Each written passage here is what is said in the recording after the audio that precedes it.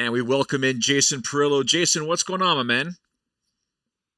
How you doing, Joe? I'm doing pretty good, man. Where are you? Are you in New York City yet?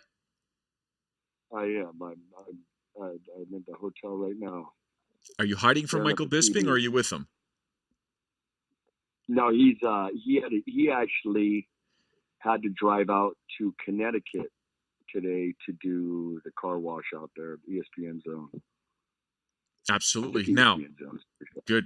Well, that's a lot. That's these guys are busy with all the different stuff leading up to this big fight. Obviously, it is a big fight for Michael Bisping, defending his middleweight title against Canadian and Georges St-Pierre. Anything different that you've done in this camp to prepare for a guy like George, or is it just what, Michael?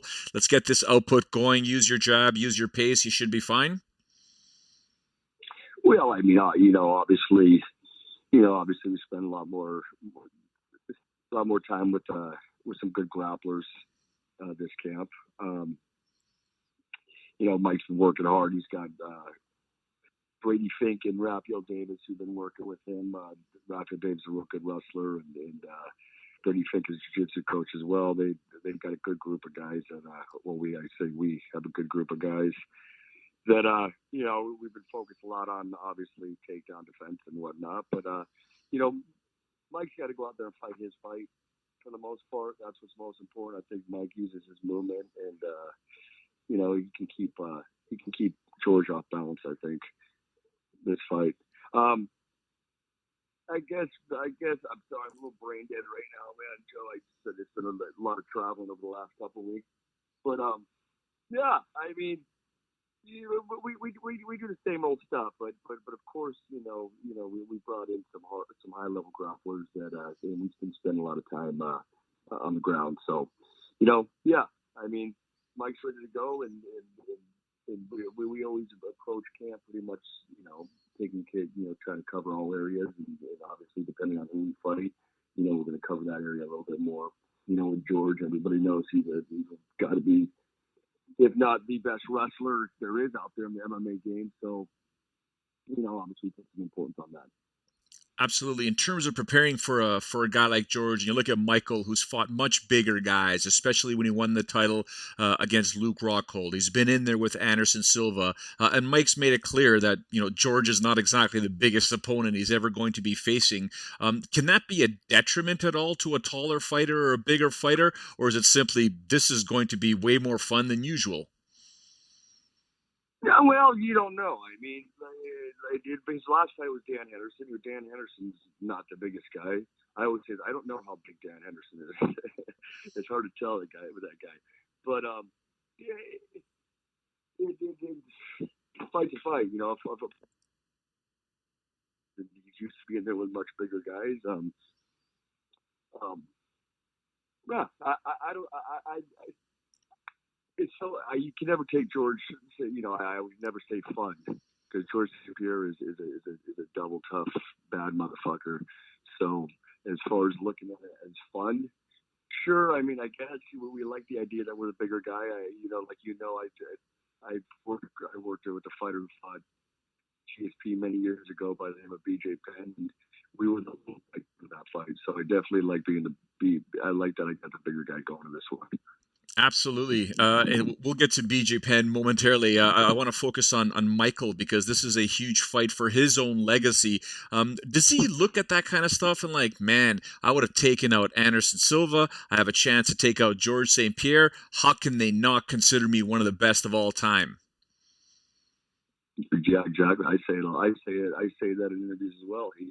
She is, in my opinion, of course, but he should consider one of the best of all time. He's fought everybody, and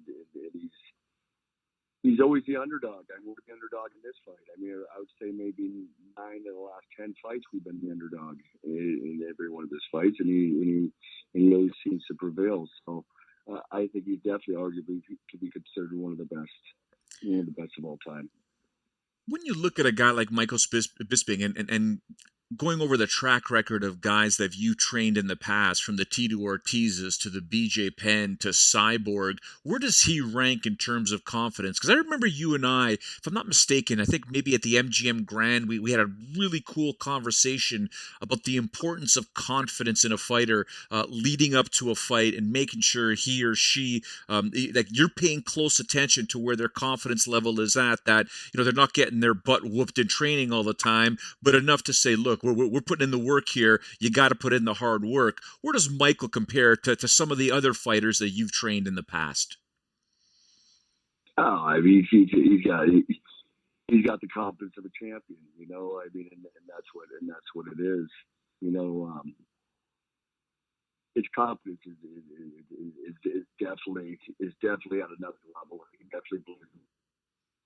He's been knocking guys out in the gym, on a weekly basis. He's been stopping guys in the gym just about every sparring session we've been in there. So, his confidence right now is as high as it could be. And I don't really necessarily compare any of my other fighters to each other because they all got a little bit different personalities. But the confidence is exactly where it needs to be. And I would say he's more or less confident than any of the other fighters that I've worked with. Just he's got the confidence of a champ. And he's got the words and the mouth and the wit of another type of champion. This guy, I mean, Michael Bisping, when he goes off, you put the microphone in front of him and the cameras, and he just lets loose. Are you like me sometimes when you look at Mike and you're like, did he just really say that? This guy's on fire. Yeah, nothing shocks me when it comes to that. I just wait to hear it. Whatever's going to come out, and it's always going to be also entertaining. I mean, we got Mike's mouth for this fun. I mean, George isn't one to talk shit and run his mouth. So we need somebody in there to do it. So then it definitely helps sell more pay-per-view. Well, of course, that's the whole thing. People were saying, "How can Michael say?" Like, as a Canadian, and people know that I know George and I know Mike. They go, How can Mike say that?" I'm like, guys, he's got to sell the fight. This is what it's all about. This is why you are going to tune in on November 4th, because you either love Michael Bisping, you're a huge fan, and you want to see him destroy that Canadian, or if you're a Canadian, you love the fact that, you know what, we don't like Michael's Bisping. We want to see him go down, and I think Michael's done an absolutely fantastic job of selling this fight. He really has. Yeah, I agree. I've been doing a lot of travel with him too for the last 6-7 weeks. With it. We were out in New York about 7-8 weeks ago, and obviously Canada. Did I see you on Canada? Yeah, I saw you in Toronto. No, I didn't. Oh yeah, saw you in Toronto. That's right. And then we get and so we and yeah, exactly. I say like either love him or hate him. So everybody wants to watch him fight. He was taking some, I wouldn't say mean shots, but just some shots at Freddie Roach, which is, Michael's going to do that no matter what. But you've been around the boxing game for a very long time. You competed, you fought, and now you get a chance to coach opposite Freddie Roach. Is that something cool for you, or does that make it more motivational? So, you know what, I can't have Freddie Roach's guy beat my guy. Of course, it's exciting. I love that they got Freddie Roach over there. Sorry, I was just responding to. I just got a text from Mike. Yeah, no, it's exciting, isn't it? He's considered one of the best boxing coaches out there. So it's definitely more motivating and exciting. I mean, just fighting Georges St-Pierre is motivating and exciting itself. But obviously he has such a quality coaching staff as well with Baraz and of course Roach, and I love it. It definitely will make the victory that much sweeter. And your schedule doesn't seem to be getting easier, because the word is Cyborg Santos, the UFC featherweight women's champion, could be jumping in the octagon probably next month.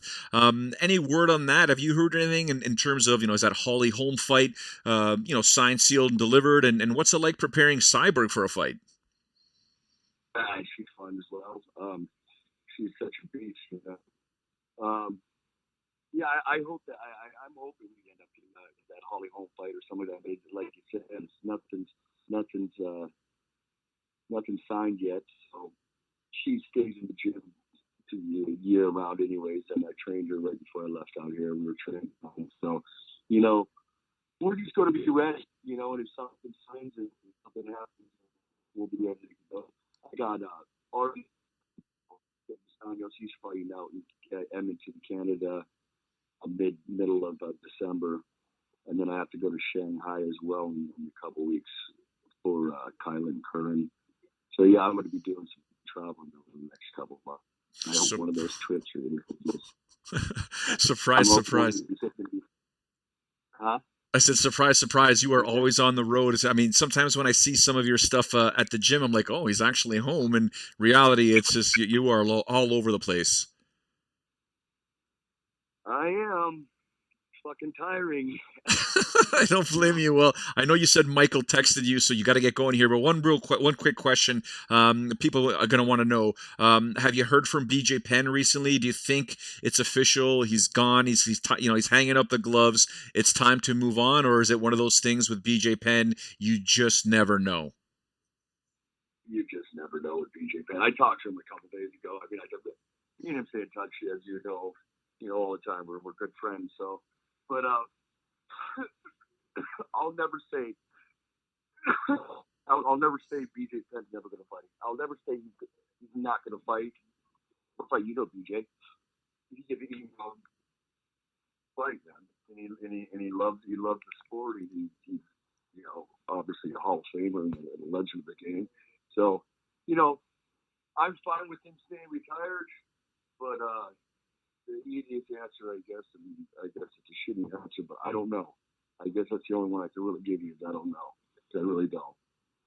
Yeah, it doesn't surprise me one bit, Jason, to be honest. Listen, we want to thank you very much for your time. I wish could be in New York to see you and catch up with you again, but want to wish you guys all the best of luck to Michael, to Cyborg, and to everybody in your camp. Want to thank you for your time, man.